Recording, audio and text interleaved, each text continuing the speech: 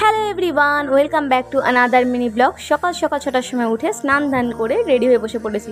উঠেই বিস্কুট খেয়ে নিচ্ছি, কারণ বেরোতে হবে, কখন খাবো ঠিক নেই। তো ফাইনালি আমি রেডি। তো কেমন লাগছে অবশ্যই কমেন্ট করে জানাবে। তো এরপরে আমরা দুজন মিলে বেরিয়ে পড়লাম আইএনকে যাওয়ার উদ্দেশ্যে।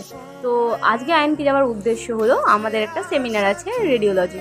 তো সকাল সকাল রেডি হওয়ার জন্য চলে গেলাম। ফার্স্টেই একটা অটো ধরে নিয়েছি, কারণ দক্ষিণেশ্বর যেতে হবে মেট্রো স্টেশন। সরি, মেট্রোতে তো যাবো না, যে ট্রেন ধরে শিয়ালদা যেতে হবে। তো দেখো অটো করে চলছি। তো আমরা ওই দিন গেলাম, রবিবার ছিল যেহেতু, রাস্তাঘাট একটু ফাঁকা ছিল। তো দক্ষিণেশ্বরে চলে এসেছি, এসেই মা ভবতারিণীকে নমস্কার করে নিয়েছি এখান থেকে। তারপরে ট্রেনের জন্য অপেক্ষা করতে লাগলাম। ফাইনালি ট্রেনে উঠে গেছি। এবার আমি আর আমার বান্ধবী দুজন মিলে যাচ্ছি।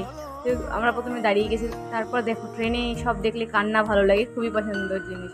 তো এরপরে রাস্তার ভিউ দেখতে দেখতে চলে যাচ্ছি শিয়ালদা। ফাইনালি শিয়ালদা এসে পৌঁছলাম।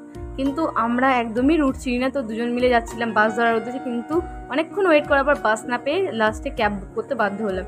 তো আমার বান্ধবী ভিডিও করছে আর আমি এদিকে যাচ্ছি, ভিডিও ক্যাপচার করছি। তো ফাইনালি র্যাপিডোওয়ালা কি করেছে, আমাদের এক জায়গায় ভুল জায়গায় নামিয়ে দিয়েছে।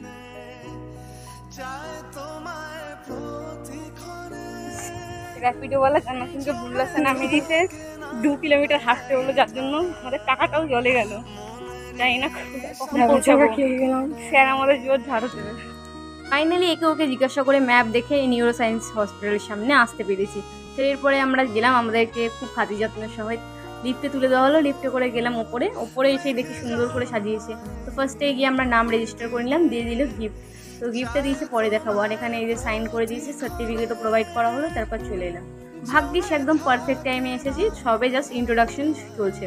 তো এখানে ইন্ট্রোডাকশন পর্ব চলছে। তো আজকে ছিল আইএসআরটি অ্যান্ড নিউরো সায়েন্স কলকাতা। তো এদের কলকাতা নিউরো সায়েন্সের একাডেমিক মিট আপ, যেটা ছিল রেডিওলজির ওপরে।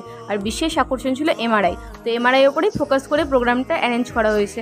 তো এখানে অনেক দূর দূর থেকে অনেক বড় প্রফেসর এসছেন, যারা অনেক